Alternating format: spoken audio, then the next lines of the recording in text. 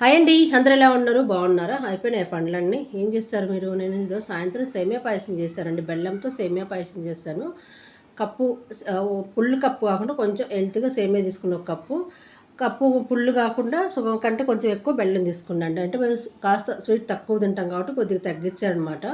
బెల్లం కొంచెం నీళ్లు పోసి మరగనిచ్చేసి ఆ నీళ్ళల్లో బెల్లం వేసేస్తే కాస్త బాగా బెల్లం అంతా బాగా కరిగిపోయిన తర్వాత వడగట్టేసుకుందాం. మనకి ఏమైనా నలకలున్నా వస్తాయి. బెల్లం కరగబెట్టి పాలల్లో వేస్తే కరెక్ట్‌గా ఇప్పుడు మనకేంటంటే పాయసం అంతా రెడీ అయినాక వేసుకోవడానికి అవకాశం ఉంటుంది. ఎందుకంటే బెల్లం ముక్కలుగా వేసేసుకున్నామనుకో పాలు పోసినాక వేస్తే కరిగిపోతది. ఇరిగిపోతది కాబట్టి కరగదు తొందరగా మళ్ళా.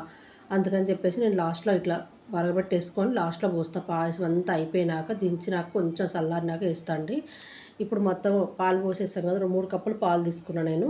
కప్పు సేమియాకు 3 కప్పులు పాలు తీసుకున్నా. మళ్ళీ కావాలంటే పోసుకోవచ్చు. ఉన్నాయి కాస్త చల్లారబెట్టుకున్న పాలు ఉన్నాయి కాబట్టి పాలు మరిగేటప్పుడు సేమియా వేసేసుకొని కాస్త ఉడికిన తర్వాత 2 ఇలాచీలు దంచేసుకున్నామండి. ఇలాచీ వేసేసుకొని ఇలాచీ అందేసిన కొంచెం సేపు ఉడికిన తర్వాత స్టవ్ కట్టేసుకొని పక్కకు పెట్టేసుకుందామండి.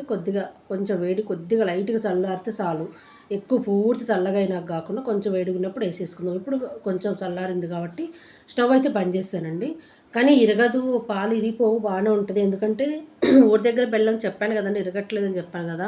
అయినా ఎందుకో ఈరోజు ఎందుకో నాకు బాగా డౌట్ అనిపించింది. ఇరుగుతదేమో వద్దులే ఎందుకొచ్చిన బాధ, పాలు వేస్ట్ అయిపోతే సేమియా కష్టపడి చేశానని చెప్పేసి పోయకుండా ఇలా స్టవ్ కట్టేసుకున్నాక పోసానండి.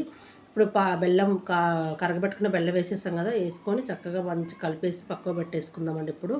చక్కగా చల్లారిపోయింది కదా! ఇప్పుడు కలిపేసుకుంటే బెల్లము, పాలు మంచిగా కలిసిపోయి చక్కగా గట్టిపడ్డదండి. చాలా బాగుంది. ఇందాక బాగా లూజ్‌గా అనిపించింది కదా! చూడండి ఇలా అయిపోయింది కాబట్టి వేడి వేడిగా ఉన్నప్పుడే మనం తిన్నామనుకోండి టేస్ట్ కూడా బాగుంటుంది. మనకు షుగర్ తక్కువైనా కానీ, మనకు స్వీట్ తక్కువ ఉన్నా కానీ మనకు అంత అనిపించదనమాట.